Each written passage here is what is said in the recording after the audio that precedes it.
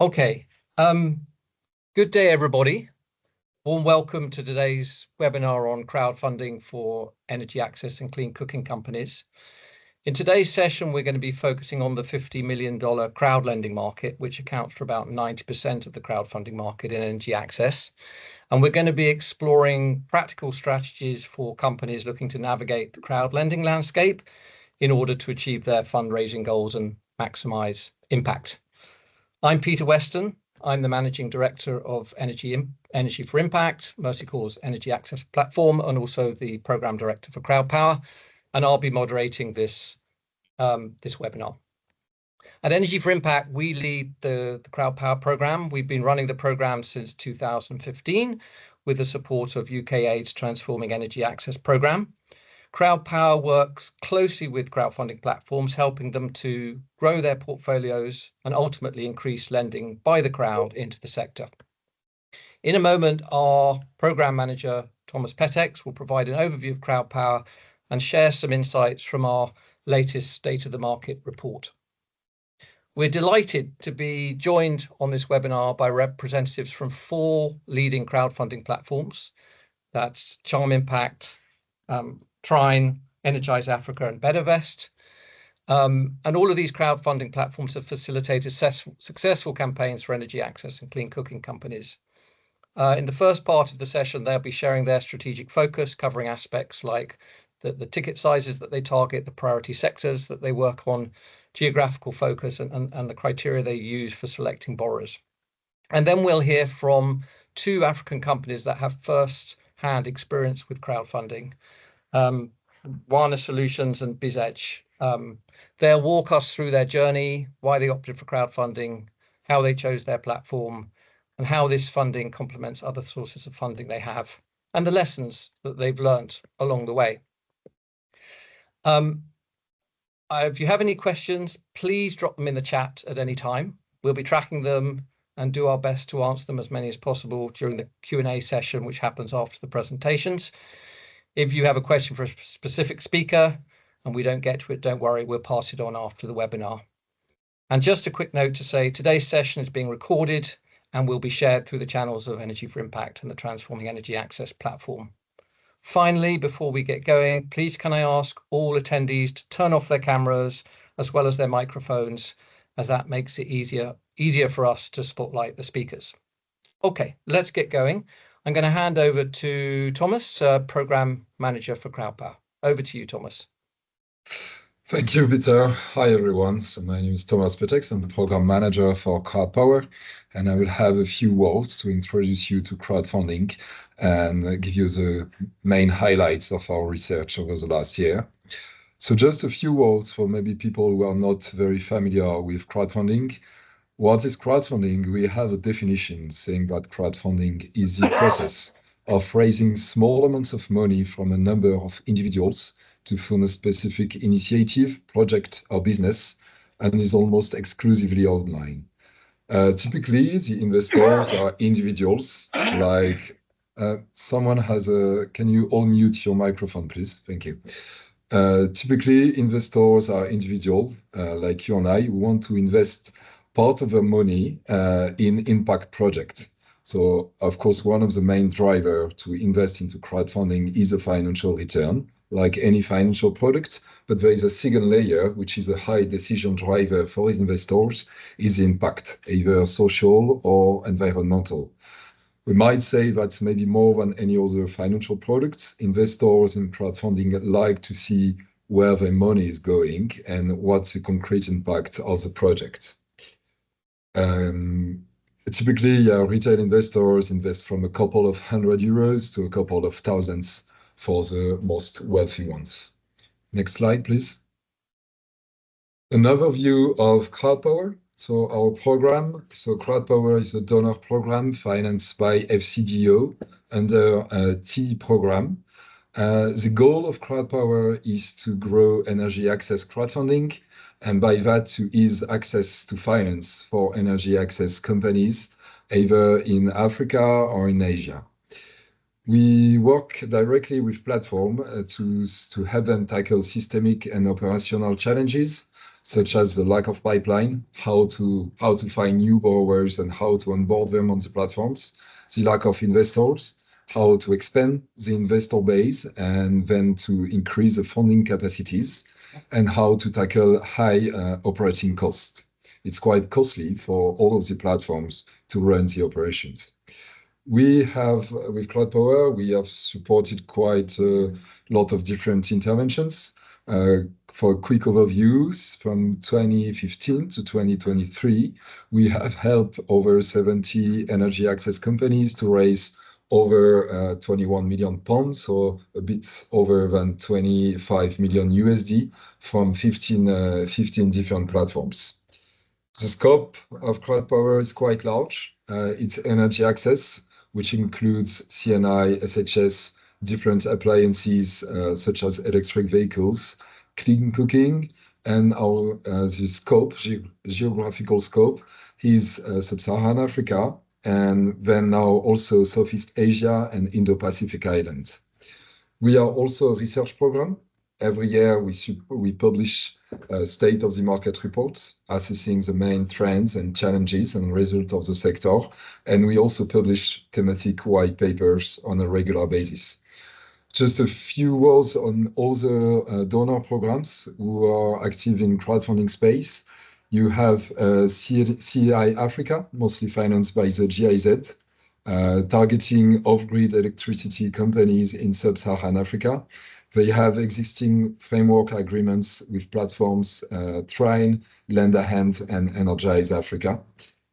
And you have also RVO, so financed by the Dutch government, which is mostly active in the clean cooking and biogas space. Next slide, please. So these few figures to highlight the results of the sector in 2023. So roughly 50 million USD have been raised on crowdfunding platforms for energy access. It's a 12% fall versus previous year, 2022, which is mainly driven by the sharp decrease in equity volumes. So most of the funds are debt volumes, compared to 2% equity volumes. And 123 borrowers, so companies, raised funds in 2023, which is more or less stable compared to 2022. The volumes decrease is also reflected in the overall investment sector, is not particular to crowdfunding. There was a 43% fall in off-grid sector. This has GOGLA figures, so 43% fall between 2022 and 2023. For the overall energy investment sector. What is important to note is that crowdfunding has become an increasingly relevant source of capital for energy access companies. And in 2023, it's accounting for nearly 9% of the total investment volumes in the off-grid sector, which is now quite a significant number. Next slide, please. For the evolution of crowdfunding, maybe two key data to learn from this slide. So we see the evolutions in two phases. 2016 to 2019, that was really the growth and the rise of the sector. It was almost non-existent before 2016. So we witness a sharp increase over 2016 to 2019, and then more stabilization phase between 2020 and 2023. Debt volumes have stabilized to around 50 million USD per year over the last 5 years, while equity volumes is more volatile. Maybe now it raises a question of how the sector can find new growth drivers to increase these numbers over the next years. And one important figures also is that since 2016, over 300 million USD has been raised by energy access companies via crowdfunding. Next slide, please. Next slide, Ben, please. Thank you. So this is quite a nice and graphic map where you can see the geographical spreads of the different campaigns. So most of the platforms are located in Europe, while one platform is already active in the US, which is Kiva, and one other platform is about to be launched called So Good Investments, and will be managed by the large, big fund manager CIMA Funds, which has quite an extensive knowledge of energy access in developing countries. For the borrowers, over 50% of debt volumes are located in sub-Saharan Africa, 30% is Southeast Asia, and 15% in Latin America. We can't see the historic here, but there is definitely an increasing diversification of the geographies from sub-Saharan Africa to now other continents, Asia and Latin America. Kenya and Vietnam are by far the two biggest countries attracting crowdfunding volumes. Both of them attract almost 50% of the volumes. And Kenya is by far the most attractive country in sub-Saharan Africa, with a bit more than 12 million USD in 2023, followed by Nigeria with almost 7 million USD. Next slide, please. So concerning the borrower, and I guess we have probably potential borrowers today during the webinar. So companies borrow between less than 100,000 USD to over 4 million USD a year from the crowd. Actually, the biggest borrower will speak today, BCG. The majority of borrowers raise between 100,000 USD and 600,000 USD, while the average debt campaign size was 215,000 USD in 2023. 3 of the top 5 borrowers last year were also among the top 5 borrowers in 2022. And we can notice the importance in volumes of CNI sector, which accounted for almost 60% of the debt campaigns, followed by SHS and then electric vehicles. The top 10 investors also have all raised over $1 million USD in 2023, which accounted for 40% of the volumes. Next slide, please. So how funds are used by borrowers? We can see 2 main use of the funds. First is early stage financing. Venture crowdfunding might be the only source of funding or the most accessible source of funding for many early stage and local companies for many reasons, such as the high cost of finance or the high level of securities demanded by traditional financiers, such as local bank. While growth companies now often use crowdfunding mostly for working capital. And we can see a complementarity between crowdfunding and other sources of finance, such as equity. Equity funders might be reluctant to fund working capital, but borrowers can find in crowdfunding. One word, maybe to assess the flexibility of crowdfunding, which has been able to disburse in like hard times, such during COVID pandemic in 2020 and 2021. And we have already said that, but equity crowdfunding is more opportunistic than debt crowdfunding, and is typically a one-off rather than continuous strategy.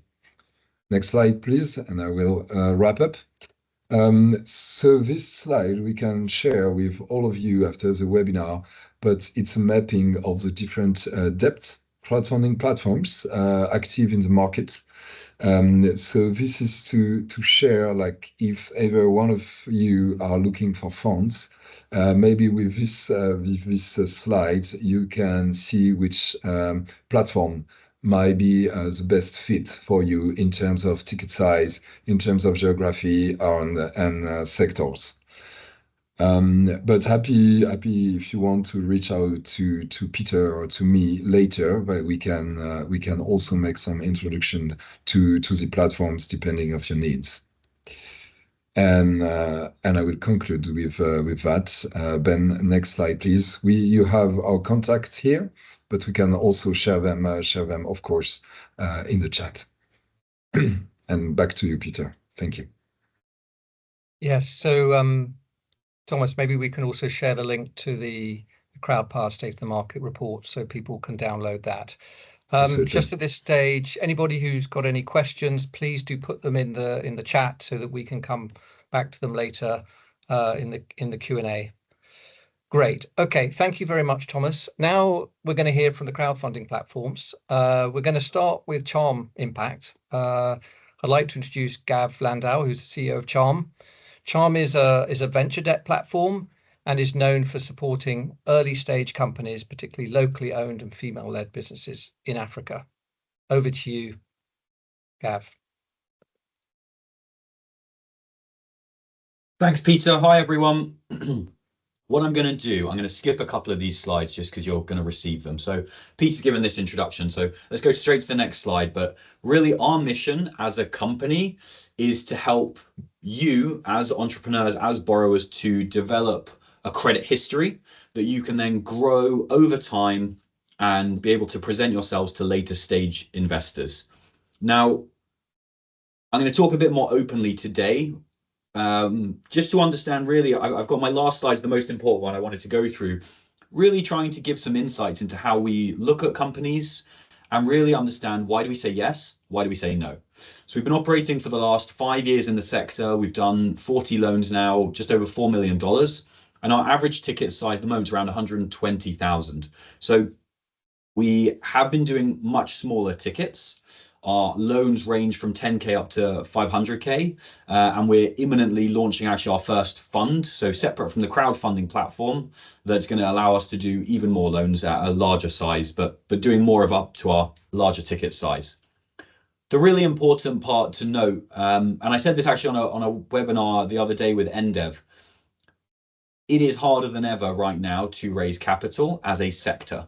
So what that means is we're seeing a significant shift in investor appetite and not in a good direction. So we're seeing investors have a lower risk tolerance and a higher return expectation because of global market conditions. Now, this trickles down to us to say, how do we then need to right size our pricing to make sure that we remain attractive and competitive for our crowds, but also understanding that the crowds generally have a higher impact skew and are therefore more likely to accept a slightly concessionary price. But this isn't concessionary capital. We have investors, we have responsibilities, and I don't want people to leave this webinar ever thinking of crowdfunding as easier money, which definitely on the UK equity platforms, nothing to do with Energy Access specifically, it used to be perceived in that way. And so I really want to remove that myth. The next part is I want companies to remember that we do not have enough growth companies in this sector. So last year, only 14 companies in the sort of growth category, according to Gogler statistics, actually secured capital on a commercial capital. And so what that means is the majority of the companies get, you know, the big three, big 10, as it's often referred to in the market trends report, have always had the lion's share of capital. But the really worrying statistic is if we're not funding that middle layer of companies to grow, the sector will decline. And we're already starting to see that. And so you as entrepreneurs applying for capital have a huge opportunity to be those growth companies of tomorrow, essentially. And the crowdfunding is a great launch pad for that. So if we just pop over to the next slide, I'll whiz you through some of our terms and generally how it works. So our interest rates range from between 10 and 14%. And what we do is we perform a credit assessment of your company. We want to understand how likely is it based on your performance that you can actually repay a loan. So how credit worthy is your company at this stage? And then based on your credit score, we inform your interest rate. If we flip over to the next slide, I'll just go through our process very quickly.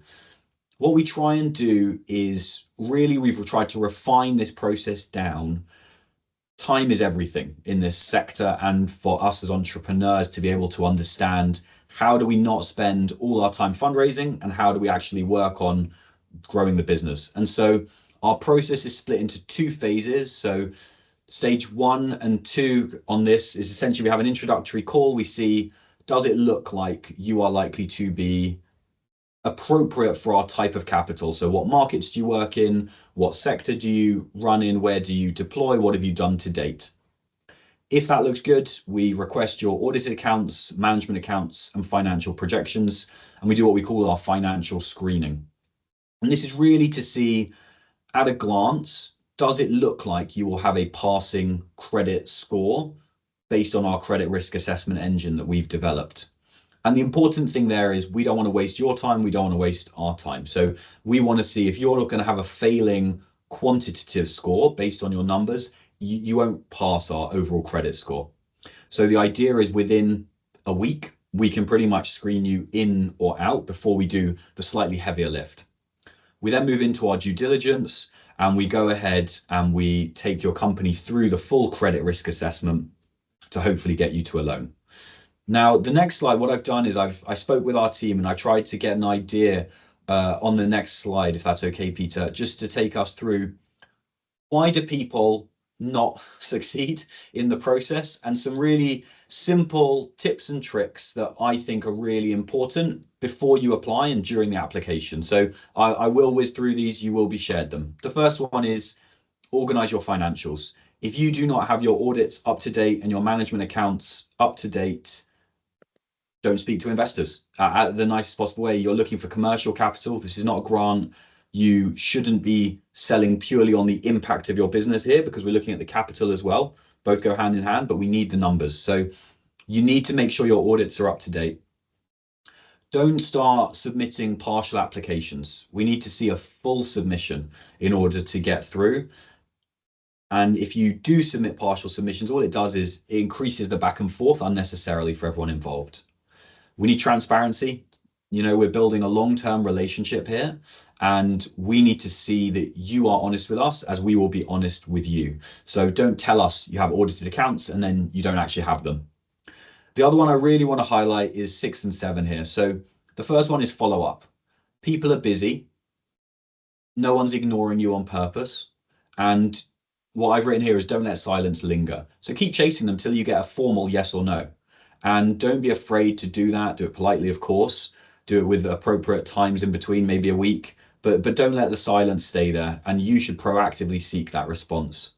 And the final one for me is if you receive an unsuccessful application, and we have companies all the time come back, we have a rule that 6 months has to pass. So your company can have changed and we will reassess the company. So don't be discouraged. In the event that you are unsuccessful with one company, one investor, make sure you go back to them again as soon as you can within their time-bound elements and go on.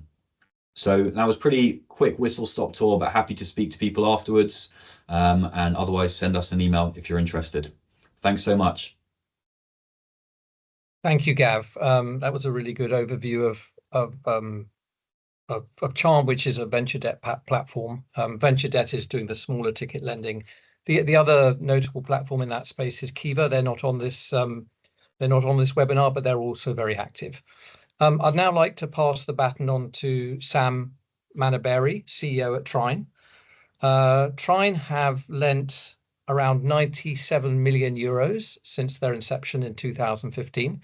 They're one of the largest platforms, if not the largest platform in energy access by transaction volume. They are a specialized solar lender, and they operate across Africa, Southeast Asia, Latin America, and they're mostly focused on larger multi-million-dollar tickets. So I'm going to pass over to you, Sam. Thank you so much, Peter. Hello, everybody. Delighted to be here. Hope we can all add value.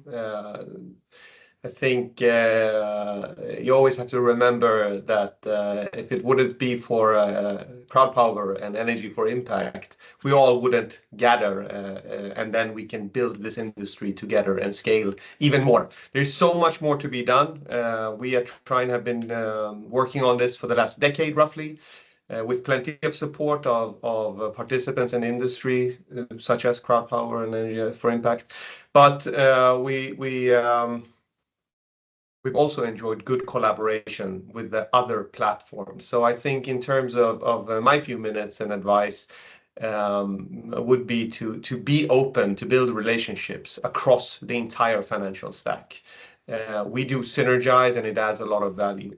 And keep remembering that it is you, the borrowers, who are the focal point and the true heroes of the industry, the entrepreneurs that we aspire to build. So a few slides ago, you saw a lot of tips and tricks from GAF. I think they all really fit probably to most of the platforms in terms of professionalism and looking upon the commercial opportunity that is energy access finance or beyond. With Trine, you saw a slide from Energy for Impact, Crowdpower, where you could see our ticket sizes. The only nuance or two I would like to add is that we do look upon these framework sizes. That is the number 3 to 10 million euro that you saw there. That means that that is the higher level contract that we will do due diligence on, to do financial benchmark on, and to assure that we both believe that the partnership is sustainable and scalable. But then, as you would see loans on Trine.com for investors, and I encourage all you who are interested in becoming a borrower as well to explore Trine.com. All of our past loans are available to take a look at ticket sizes, interest rates, terms, right? Then you will typically see loans that are somewhere, loan notes that are somewhere a campaign of 250 to 500,000, sometimes up to 1 million euro. So the framework size sets the overall agreement and aspiration according to certain milestones over a year or few years, and the individual loans are what is then one by one funded. I think that really having a clear view of how to get in touch with us and the process is key. So that's why I added this.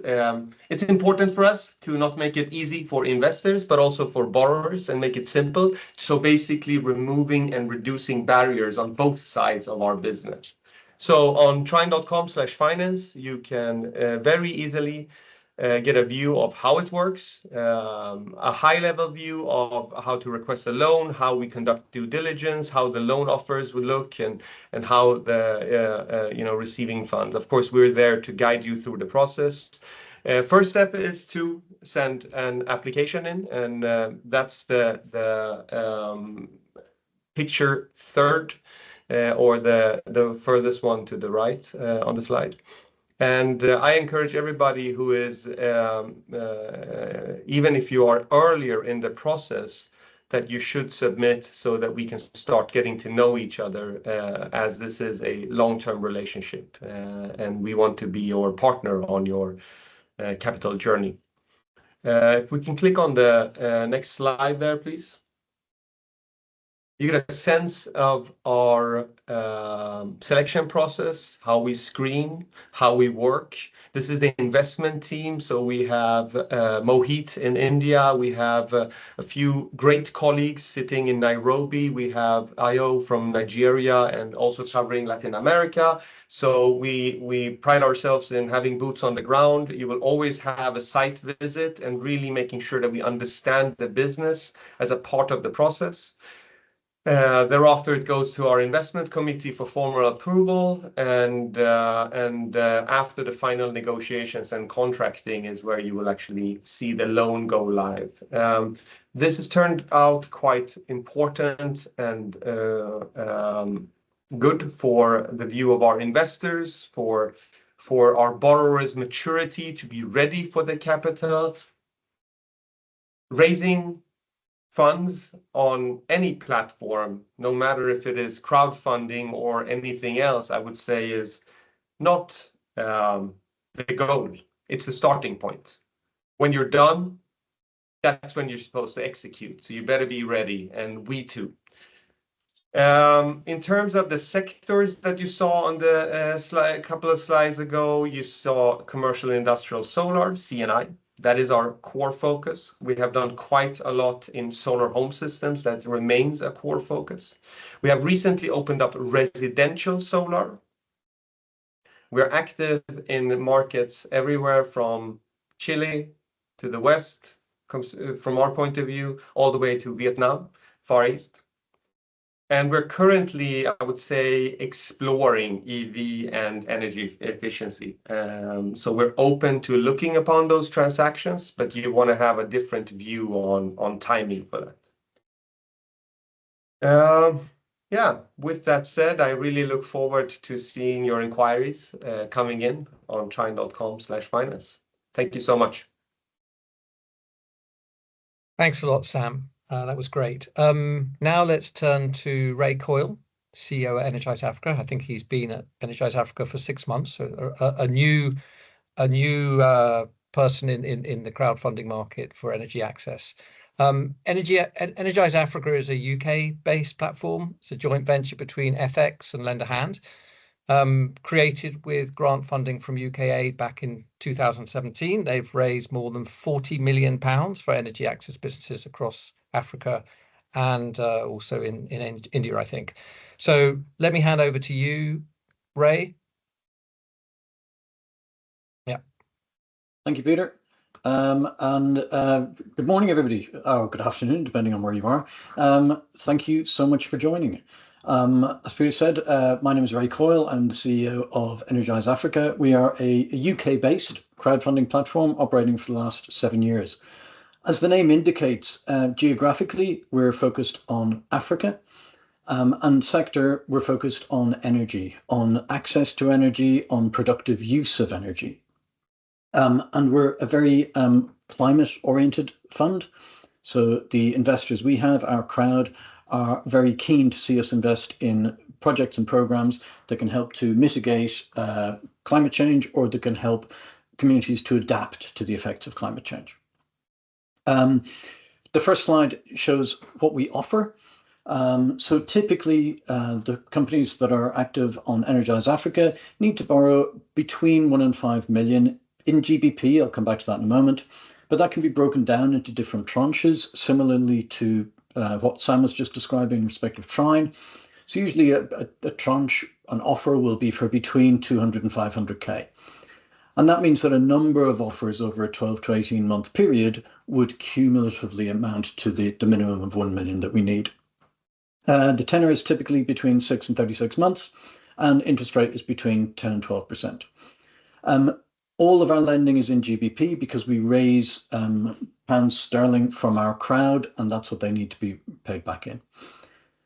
The kind of companies that we're looking for typically have an annual revenue of above 1 million, assets above 500k, have been operating for 3 years, and have a credible path to profitability. Companies raising money on Energize Africa don't necessarily need to be profitable, but it's wonderful if you are, but need to be able to demonstrate a path to profitability. And the other really important criteria that I think we all apply to companies that we work with, but doesn't necessarily appear in the forms and the applications, is we're looking for companies with really good management teams. We all know that this is a difficult area to operate in. Companies will face challenges. So it gives us a huge amount of confidence if the borrowing companies have got experienced and qualified management teams. Next slide, please. I was looking at this slide last night, and we're trying to say that this is a fairly simple process, but we seem to have designed something that looks like a long and winding road. So I might have to have a look at this again. Stage 1, very important, as Gav indicated earlier, quick scan, portfolio fit, make sure that we're not wasting your time. We try and do this very, very quickly, and this can be started by an email to our investment team. We will get in touch, we'll talk to you about your business, and we can tell you pretty much there and then whether it's worth going through to the next stage. If it is, we'll send you an RFI, a request for information, and start our due diligence process. And the due diligence process will obviously be looking at the business and at its ability to repay. After that, we'll agree a term sheet so that we're all clear on what we think we can offer and whether that fits with your financial requirements. And then that will go to our investment committee for agreement. And once we have that sign off from the investment committee, we'll set out our contracts, get those signed, get it onto the platform, raise the money and get that to you. And then there's some monitoring after the investment is made, just to ensure the business is performing as you expect it to and as we all expect it to. Next slide, please. So the bit that I really want to concentrate on is what works on the crowdfunding platform. And there are three things in our view. First is a focused and straightforward business plan. This is easier for us to do due diligence on. It's easier for our crowd to understand, and it's easier for us to track and monitor. And focused and straightforward businesses find it easier to adapt to challenges. We recognize that it's always tempting when times are tough to diversify, but it does make it harder for investors. So organizations that are really focused on their goals and their area of specialism will be easier for us to invest in. Next slide, please.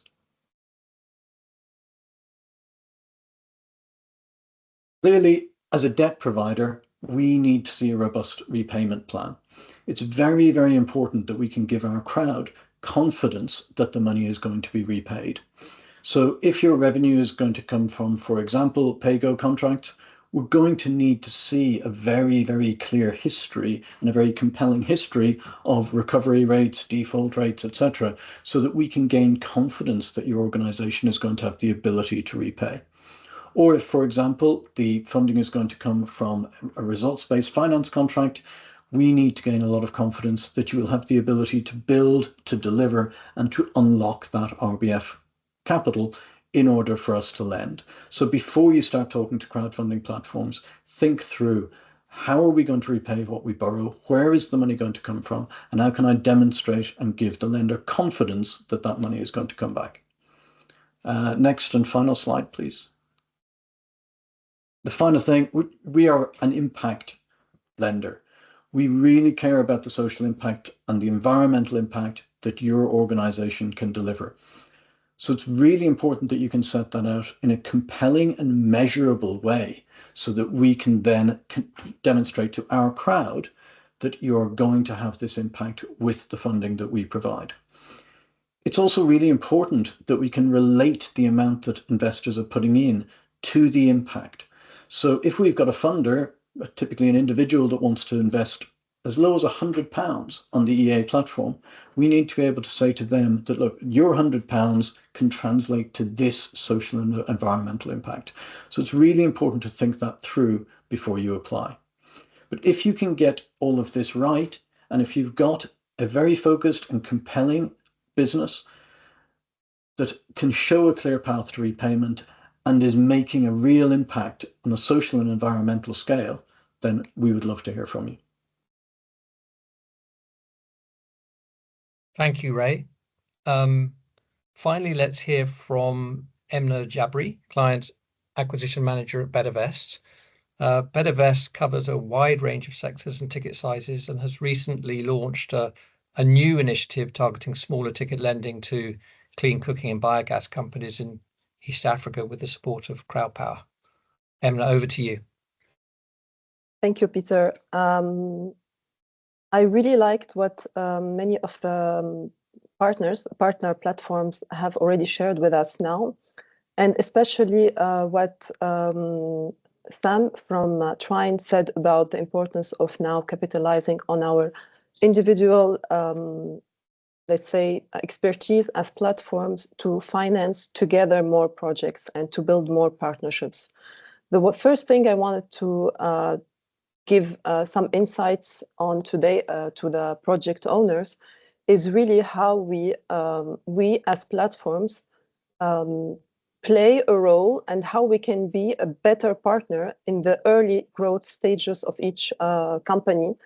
I think many today are project owners here on the call with us, and the first thing to really capitalize on is that all the platforms that are specialized in this niche sector, so renewable energy projects, sustainable, efficient management of energy projects, we have built an expertise over time to better understand both the opportunities and the risks associated with the business models of such companies, and also of the target countries we invest in. And this allows us to be a better partner at this early growth stage, because we are then better able to support you in structuring a loan and mitigating the risks to investors. So this understanding of the business model and its risks and all the other, also the bigger macroeconomic picture in the target country, helps us be the ideal, let's say, partner in this early growth stage. As I listed here on this slide, we support as BetterVest, but I know also other platforms do this. We support companies with through our local network of partners in legal structuring of the loan, contract drafting, of course, all of this.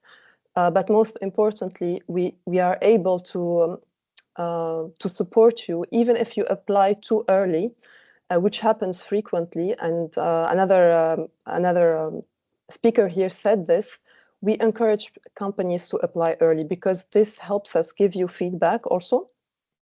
And this helps us build a relationship with you to give you or share with you our recommendations on how to prepare for crowdfunding. And ultimately, the goal is for us to be the stepping stone towards traditional financing. And traditional financing stakeholders or institutions do not understand necessarily the business as much as we do, because they don't have this niche focus. The next slide, please. So here I specified a little bit the key characteristics we look for in a project. And the first one is we look at how scalable the business model is. So our goal is to 10x the impact of each company we work with. But this is only possible if some characteristics are already there. One of them is that the company has been in business for at least 3 years, that the company is working using a technology, for example, that is proven. So this is not, we like innovative business models and technologies, but we do not work with business models that are completely, exploring the markets. So this is the first important point. Then, of course, there's the sector, the stage, the ticket size, as you can see. And here I encourage you really to reach out early if you see that you are on the path to satisfying these basics requirements, let's say, because this allows us really to build early a relationship. And what we've seen with our partners is that many of them come back. So we have companies that we financed literally 8 years ago, and we're still doing new, bigger, larger ticket sizes with them today. Also, I think one more important point to mention is that we also, other than having repeat companies that raise loans through our platform, we also have repeat investors. Would you please change to the next slide? Yeah, okay. And the reason we have the possibility to raise larger and larger ticket sizes now is because of this trust that we've built with our repeat investors. Okay, thank you. And therefore, I really encourage you to reach out, whether on LinkedIn or on our website, because we are in a position to understand your business and to help you raise the funds necessary to support it, let's say. Thank you. Thank you, Emna. Now it's the turn of the borrowers, who will be sharing their crowdfunding journeys and what they've learned from them. We'll hear from BitEdge in a few minutes, but first I'd like to welcome Emmy Wasiwa, the CEO at Wana Energy. Based in Uganda, Wana specializes in affordable LPG solutions and services that meet the cooking needs of households and businesses. And Wana has successfully raised over $300,000 through BetterVest. Over to you, Emmy.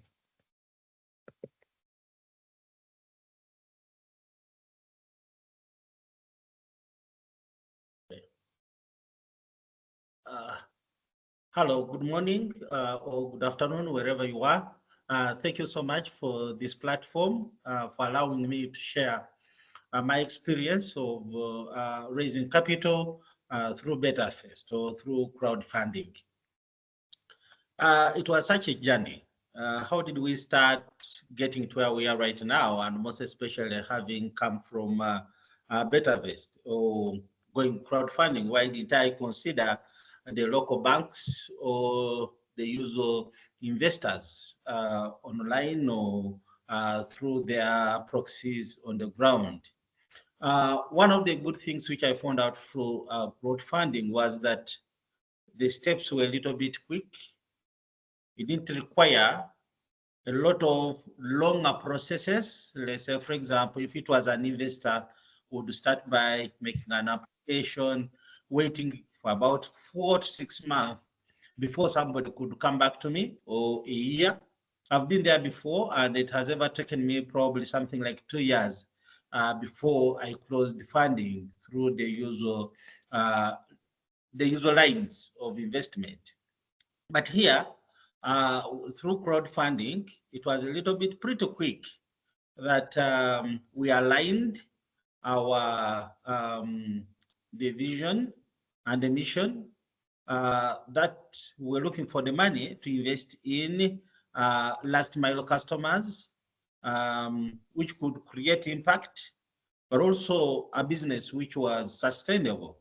We were in liquefied petroleum gas as clean cooking solutions, but we had also pivoted into solar home systems. The reason why we did that was that it was the solar home systems were helping us to locate our customers. And of course, that helped us so much to make sure that we moved in so fast to raise capital, which enabled us to quickly invest our business, and we move on. And of all businesses, why did I choose BetaVest? Of course, having been outside there looking for funding, we had just been put up as the among the 100 SMEs in Uganda. And of course, that's how BetaVest identified us. But before that, I had worked with the Charm Impact. We reached somewhere, and of course, we didn't go through. I think for some reason, they didn't pick us up quickly. But when BetaVest came in, they saw an opportunity in us, and immediately we worked through so quickly. And within 3 months, I think we had raised. I think Peter said 300,000 US dollars. It was 300,000 euros, not US dollars, which is a little bit more than US dollars. So just a point of correction there. When we looked at, when we met with the BetaVest and we tried to talk through during even the due diligence process, it was so quick. They looked at the company itself, they visited us on the ground. From time immemorial, we have chosen not to meet in the hotels, but we meet in our office, however small it is. Of course, that one also gives the investor some kind of a space to understand that, yes, the business which they are to invest in does exist and it is on the ground. So we usually invite the investors on our sites to visit us, just have maybe one-on-one to understand that we have teams on the ground. We have an office where we operate from, they sell our products and things like that. And that one, of course, we did choose BetaVest. We as Wana, because we didn't know it, but over time, having worked with them in the first 2 or 3 months, it was so awesome that it was a platform which was which anybody probably who is trying to raise capital would go for. Vis-a-vis, if you try to compare BetaVest or BetaVest platform vis-a-vis the user investors, you find that it is quick, people are interactive, even the investors, actually the investors themselves. I came to meet around 2 or 3 investors who had invested in Wana, and they also told me why they were investing in us. What lessons did I learn? There were a couple of lessons which we have learned through this. That one of them is that the cost of investing or the cost of raising the capital is a little bit high. Okay, and probably it might be something which needs to be looked into. Even for our colleagues who are coming back, they need to look at that. The cost is a little bit high, and I hope BetaVest to look at that and just to see how best they can try to improve on that.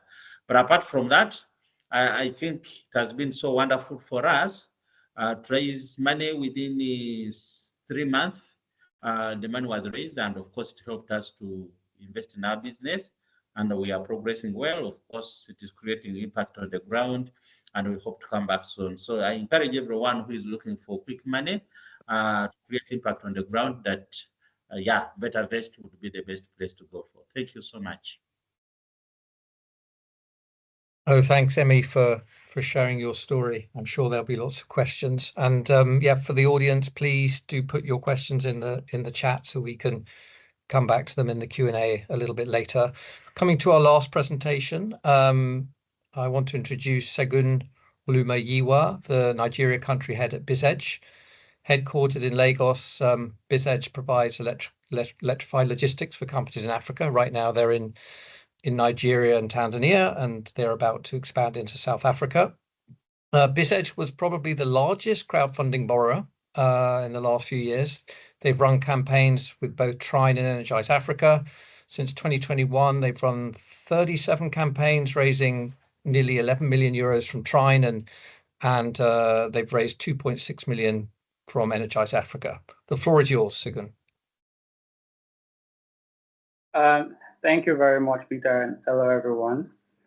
I'll talk about BizEdge for a few minutes, then I would then talk about our experience working with the crowdfunding platform and how particularly it's been beneficial to BizEdge and the growth story and success story for us. We're focused on electric logistics solution. It's very different from the solar businesses that I think is like what the crowdfunding platforms are more popular for. What we really do is to provide electric material handling equipment. These things are like forklifts, reach trucks, or warehouse equipment. We provide them on a full outsourcing basis to our clients, who are mostly blue chip multinationals, and we do this over long term. Now, this itself requires that we need to put in a lot of money on the asset acquisition from the start. And that was really our journey with our partners, Trine and Energize Africa, were also present on this webinar. And I will go into that in the next slide. But just to talk a bit more around what the business does for 2 more slides, if we could push to the next slide, please. So it's a long-term full outsourcing, which is our value proposition to our clients. And this is providing end-to-end logistics solutions to our clients, but also electrifying their logistics requirements on site. And that way, we're also helping them to achieve the net zero targets. So there's really a sustainable angle to the business beyond just making the logistics more effective for our clients. And we do this with a 90% minimum uptime, which is also the basis for our long-term discussions with our clients. On the side, we do outright sales, but it's not the mainstay of the business. And then we do short-term rentals for our clients as well. But in the long, the flagship service we provide is really this full outsourcing logistics as a service solution to our clients. And next slide, please. This slide just shows our spread across Nigeria, where we are located and where we started. We were spread out around 23 sites now, but really 23 cities rather, but with 27 sites. And we also are expanding rapidly with the help of our partners to the East African community. We're set up in Tanzania, but we're also focused on the Uganda markets in Kenya as well, and then Burundi and Rwanda. And we're also setting up in South Africa this year. It's now important that I share our journey with Trine and Energize Africa, who are the platforms that we've worked with in the last 3 years since we started in 2021. And I would show this with the timeline charts on the next slide and just talk through why we really chose these partners. we got introduced to Trine earlier in 2021. We'd be from the founders. We had worked with Trine on a different company, a solar company, and then when we had introduced this concept of the logistics as a service solution to them, Trine was one of the first people that we spoke to, and they really keyed into the dream at the time, because we're also just talking to the first clients in the brewery space, and we really needed the cash to be able to deploy the assets as fast as possible. Now, the business we are in is a business that is very asset heavy. We're talking assets that could, one piece could be somewhere around 50,000 to 60,000 euros. So you need quite a lot of cash to be able to deploy really quickly and to be able to get going. And the clients we deal with are also very time sensitive. So we're dealing with clients in the manufacturing space where every second really counts for this asset. So we didn't have the luxury to start to engage with local financiers or traditional investment companies because of the time's sake. So we really needed to combine an effective financing with the business. And that was the start of which Trine for us. And I think it was really good because in a couple of months, we were able to pitch the business to them. The due diligence was very smooth. It was very short. We had the site visits. And we were able to agree on the first framework, which then led to our first deployment in 2021 with 42 units. And gradually, we were able to scale across the campaigns. It also gives you flexibility on this platform, because with the framework, you can go for a small ticket size or you could go for a bigger ticket size, depending on the speed of funding. And this flexibility with the partners also working with you, helping you push out your campaigns with a lot of marketing materials. And I would say, like in the last 3 years, we really relied on our partners for our marketing budget, because they really do the bulk of the marketing for us when we roll out these campaigns. And gradually, we've been able to ramp up all our deployments from 42 units, as you see, in 2021 to where we are right now with 253 units. But this was also not possible without then the second partner, which is Energize Africa. And we started discussing with Energize Africa in 2022. And it's also a similar story with Trine. It's been very effective. It's been very flexible. But more important is the fact that the crowdfunding platforms are also very impactful, because they don't restrict you as a business. You focus on your primary business, then they take care of your funding needs and giving you all the support that you need. And I really encourage everyone present on this webinar who would like to seek funding to really explore this option, particularly if you're very early stage. Thank you. Thank you very much. Okay, we have finished with the formal presentations. I encourage all of you to put your questions in the chat. We have a few which we will answer. I think we've heard the presentation now, so I'm going to ask a few questions to the speakers, and then we'll come to the questions from the audience.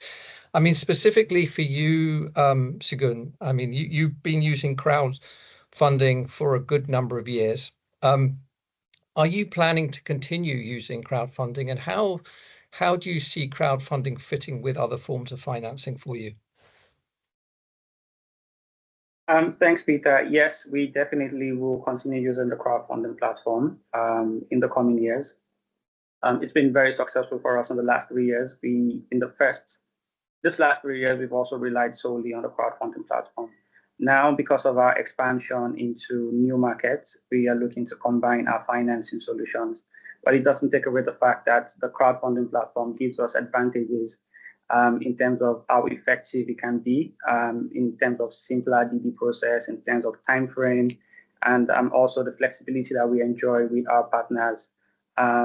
They don't also restrict your growth. Like I say, of course, you would have covenants and financial ratios that you need to report on, but these are more stimulating rather than restricting you. And at the end of the day, having the flexibility of having to do smaller ticket size to augment your quick needs is an advantage that really appeals to us. But also the impact that we have with the crowdfunding platforms, it's not going to go away anytime soon. So we really would continue with crowdfunding platforms in the future. Great, thank you very much, Segun. I had a similar question for you, Emmy. Obviously, you're a little bit earlier on in your journey. You've raised over 300,000 euros. Thank you for the correction from Bedavest. Is it your plan to continue using crowdfunding, or are you expecting to kind of diversify into other forms of funding alongside that? Actually, as I don't know whether you are aware, or I can say it here, that I've been in business for the last 15 years, and we've been able to raise some capital through impact investors. But when I look back, I compare impact investors together with crowdfunding. I think this is the way to go, and I hope that my next ticket size will be coming from crowdfunding again, because when you look at what happens on the ground, what we do, time comes and when you need money. Let's say, for example, when you are pivoting into something else, like we went for this capital because we were moving into solar home systems. If it was just probably a normal impact investor, would have taken us probably a year or a year and a half to raise that money.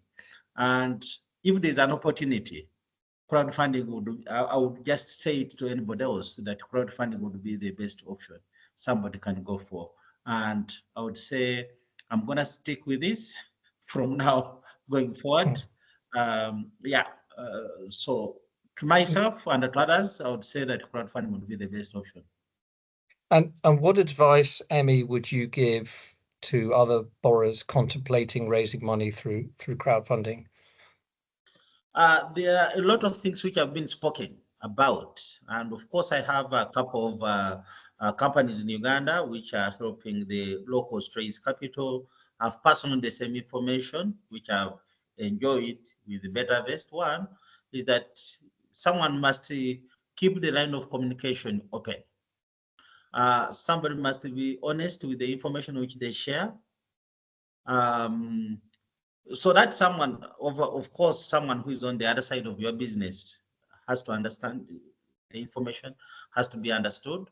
So that's the information which I'm passing on here in Uganda.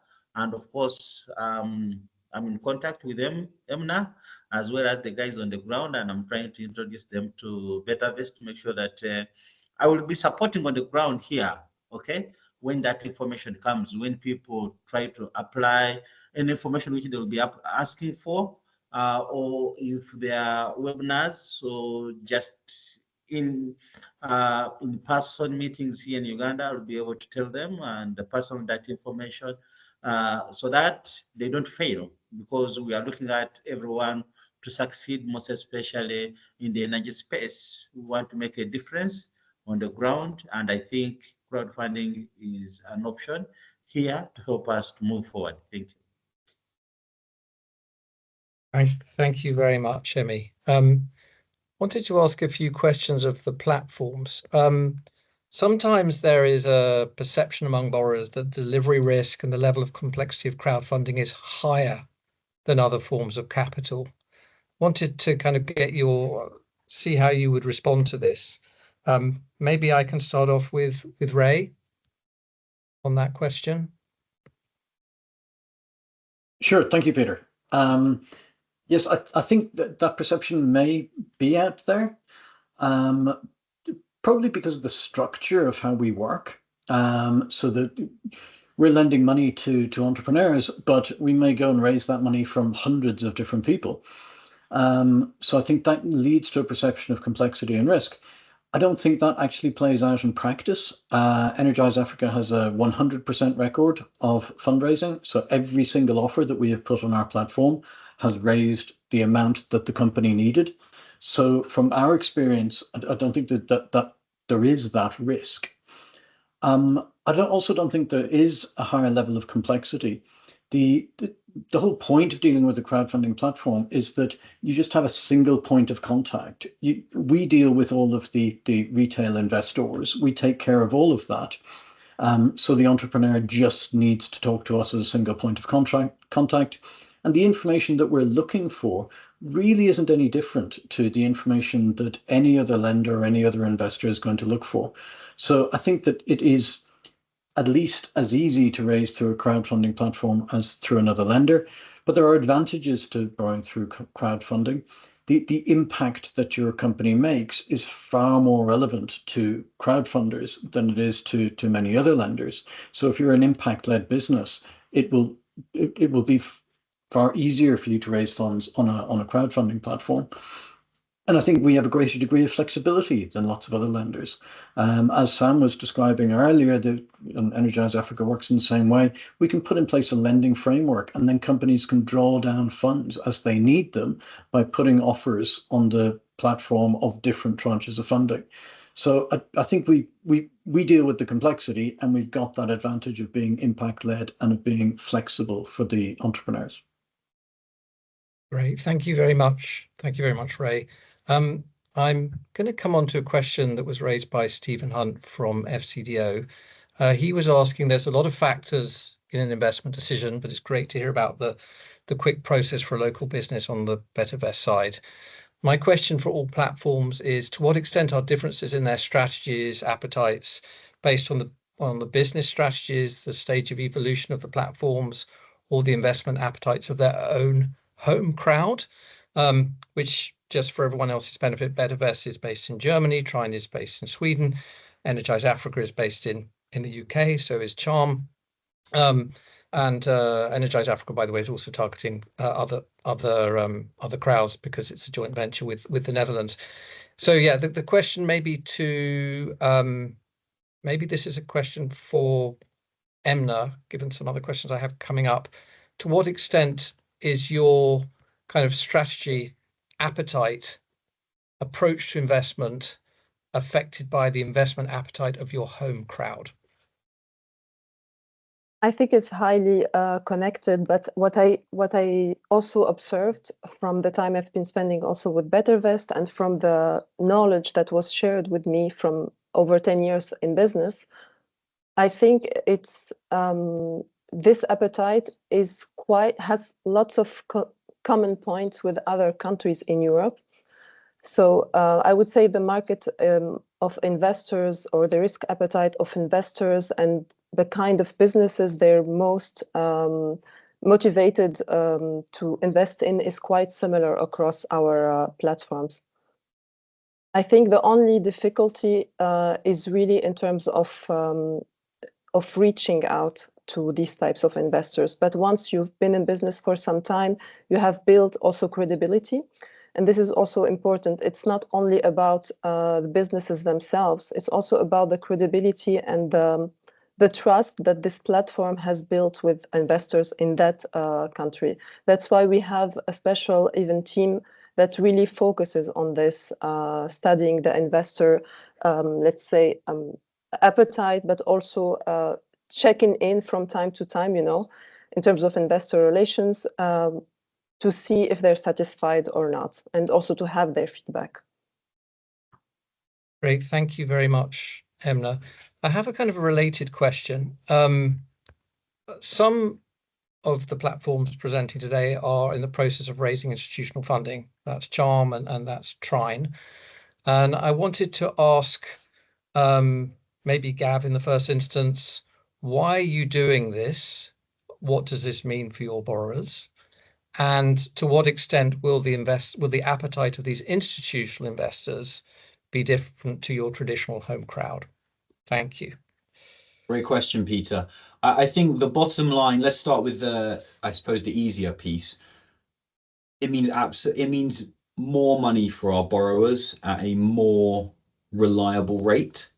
And so one of our challenges, so for our borrowers, the feel will be no different. They're still getting access to loans. They can actually access more loans at a more rapid pace. So if anything, this is really advantageous for our borrowers. I think one of the big things we have compared to the other platforms presenting is we have a much more nascent crowd, and we didn't have the marketing appetite to really build our crowd further. And so but we see that the problem we're working to solve, which is the financial exclusion of locally owned clean energy companies, is huge. And the demand for capital outweighed the supply we were able to garner from our crowd. So I think For our borrowers, it's a really big advantage. And for anyone on the call, it actually makes no difference for them. If anything, it's far better. However, from an investment perspective, we were just struggling to get more retail investors into our platform to meet the demand we were seeing. And so without a much larger marketing spend. And so that's why we've had a shift in that direction, where we've not been as successful in curating that crowd compared to our colleagues on the call. Yeah. So is it fair to say it's partly about the ability to do larger tickets, reducing execution risk due to greater funding uncertainty, and obviously, you know, the reach that these institutional investors have? Could I ask the same question to you, Sam? You're obviously raising a bigger chunk of money than Gav at this point. Why are you doing that, and what does it mean for your borrowers? And I had another kind of separate question. One of the questions raised from the audience is, why is Vietnam such an active crowdfunding market? Thank you. Oh, that is exciting. Both good questions. Well, so in terms of the institutional side, it's, I mean, literally everything the Gav said, absolutely. For us, it's probably I would say that the macro economic environment and the energy crisis and the inflation rate and the reduced disposable income in retail investors' pockets throughout the last few years certainly have accelerated that journey. So, but to add in institutional funding is a part of the original mission. It's all about reducing barriers for capital to enter into this very important asset class. It's just that reduced barriers means different things for retail investors who have 100% mandate control over their money and can invest it, vis-a-vis institutionals who have another set of matrix to adhere to. And so this plays out also differently for different institutions. So it's a lot about our maturity, our understanding, in addition to being able to have a inventory of borrower pipe to cater to those larger volumes. So everything that we have said, plus this aspect on the institutional side, I would say. In terms of Vietnam, it's a strong energy CNI market for us. So we looked through it upon it thoroughly as we went through our selection criteria. And we've had quite good success with a few deep partnerships. So in terms for Trine, it's all about those borrowers and those borrowers' ability to execute against plan, to have their operational excellence and experience of managing assets, to really deliver on those megawatts of solar, which that is about for us in Vietnam. So I think it's on the borrower side, it's about that maturity and excellence. For the investor perspective, I believe that it was very helpful with diversification. So in terms of investment focus, we're very niched. Therefore, being able to diversify your risk, but also your impact focus across various markets, I believe is what's been viewed as exciting and beneficial. Yeah. Great, thank you very much, Sam. There's a question in the audience around treatment of kind of locally led companies and diaspora companies. You know, what are the terms on offer for them? You know, the loan rates, the structures are pretty challenging. I know that Gav, you know, you particularly focus on local companies, and a large part of your portfolio is also women-led companies. Can you say a bit about what you are, what these local companies need to do to kind of get that funding from you? Sure thing, Peter. Thanks. So, I mean, 100% of our portfolio is locally owned and led, and just over 40% are women-led or owned. So we have a specific selection bias where we we actively target locally owned companies, and so they should actively target us, I would like to say as well. And even in our fund, as we move to a more, I suppose, corporate structure, the fund's target is minimum of 85% of the portfolio at all times to be locally owned, and we expect to beat that target.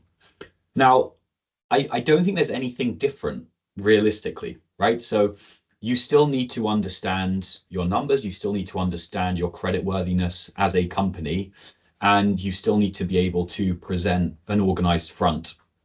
I think one of the things, I would say, just really practical things that we see quite often is where companies don't have the capacity to prioritize fundraising because the entrepreneur running the company is wearing so many different hats, and so often being in the field while trying to fundraise is really challenging.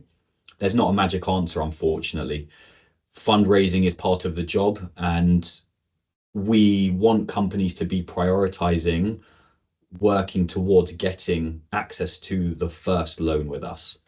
Now, what's really important, and I'll highlight actually an example we have ongoing now, we're here, and so I believe are all of my colleagues on this call, for long-term partnerships. We want repeat borrowers. It's in our business model's interest to have companies coming back for more and more loans. And so our follow-on funding process takes maximum of 1 month. And we actually have a company right now who, I was literally talking to them last night, they need a bridging loan, and we're talking about doing it, and it will be about a 1.5 week turnaround if it goes through. So the important thing is to really prioritize getting in the door.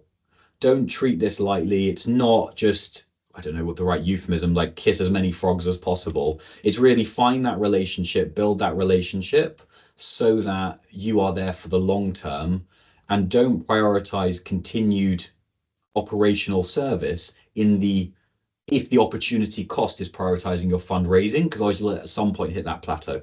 So I don't think there's a magic answer here, Peter, unfortunately, but I would say don't lose sight of investing in the relationship, because we're here for the long term, we're here for long-term partnerships, and so don't lose sight of that at the expense of other activities that are ongoing.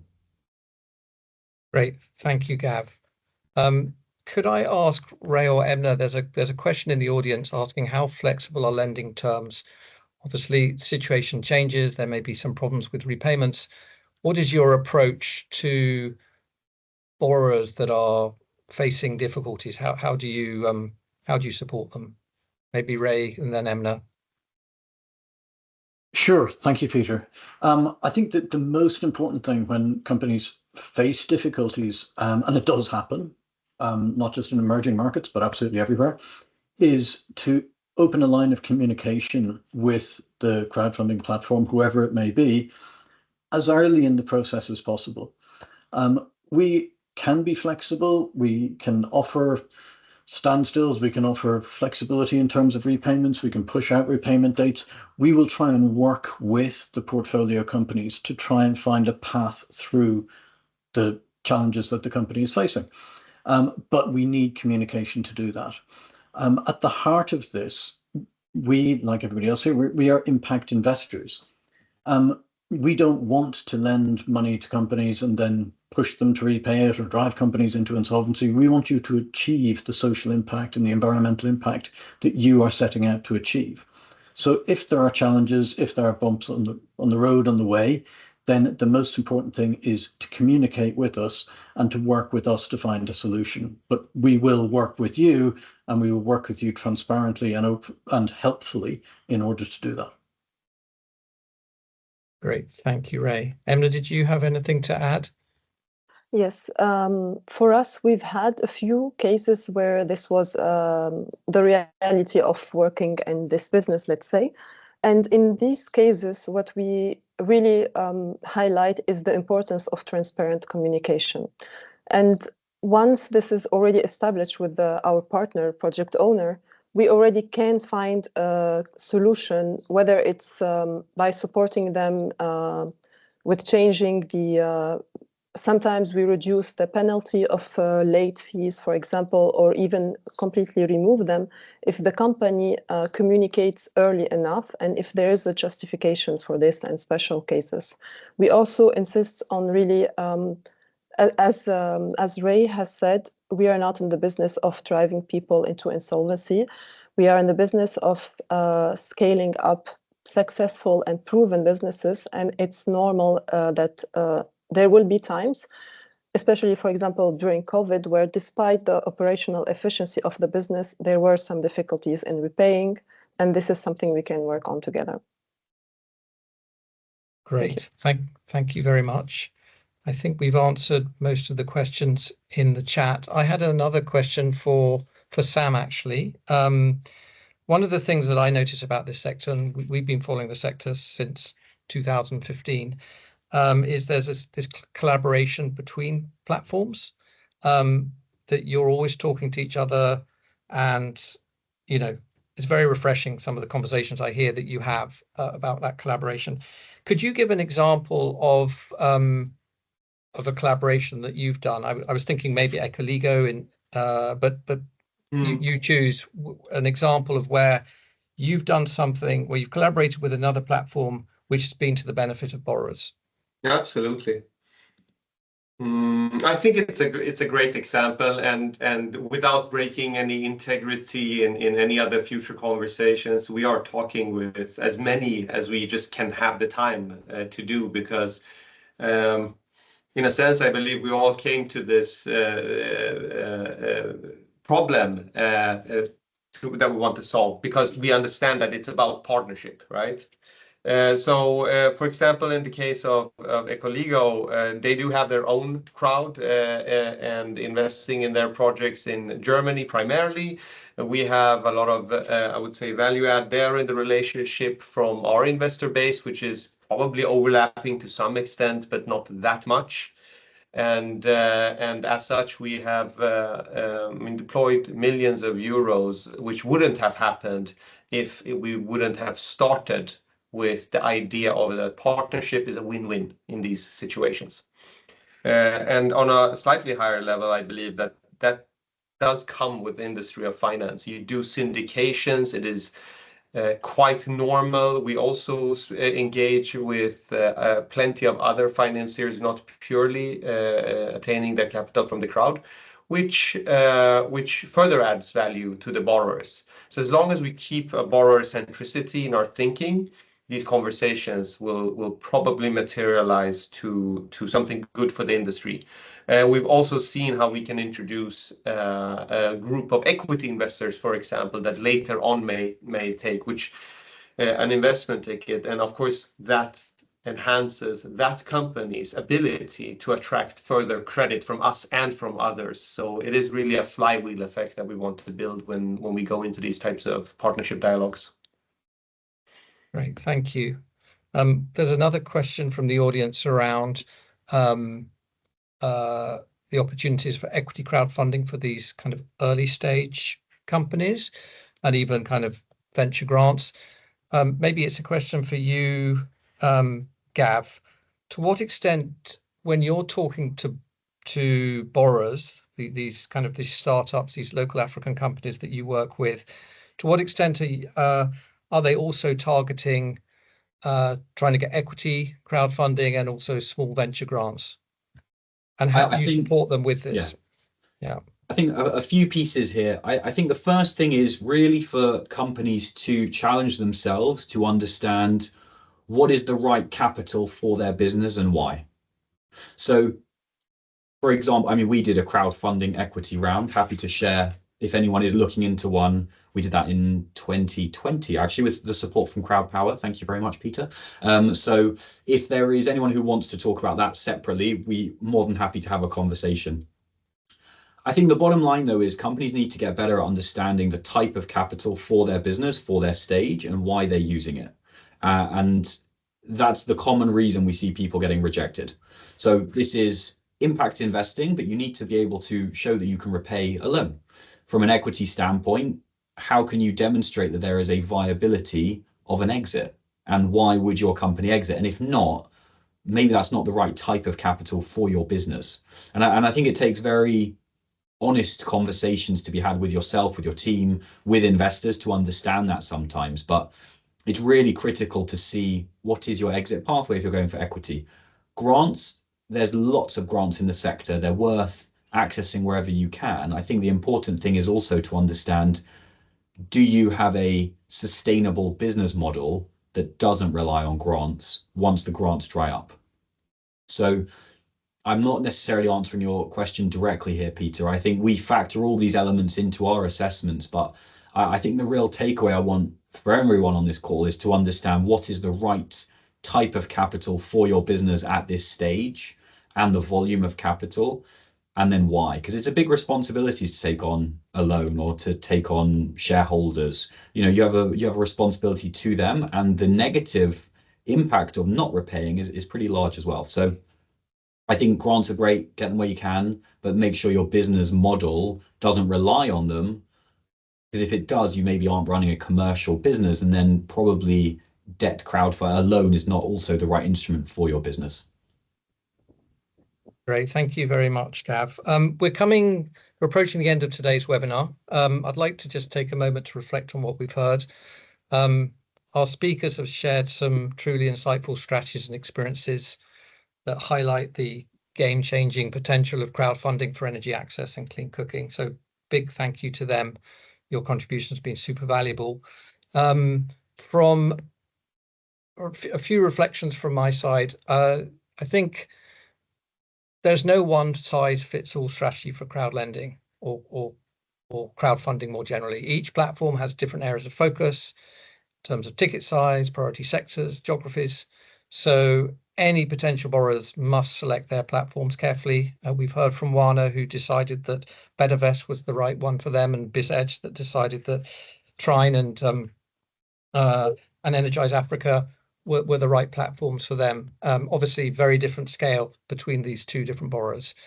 The other thing I would say about crowd lending is it's becoming increasingly professionalized. I think you will have heard what Gav was saying about the kind of the credit tool that Charm has. They haven't had any defaults.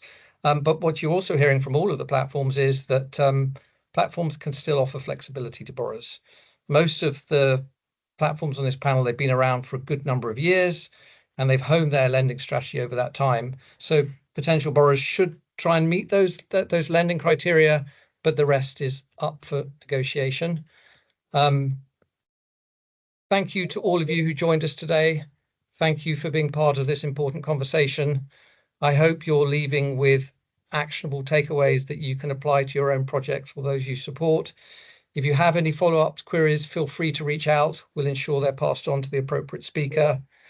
And once again, thank you to all of you. Have a brilliant day.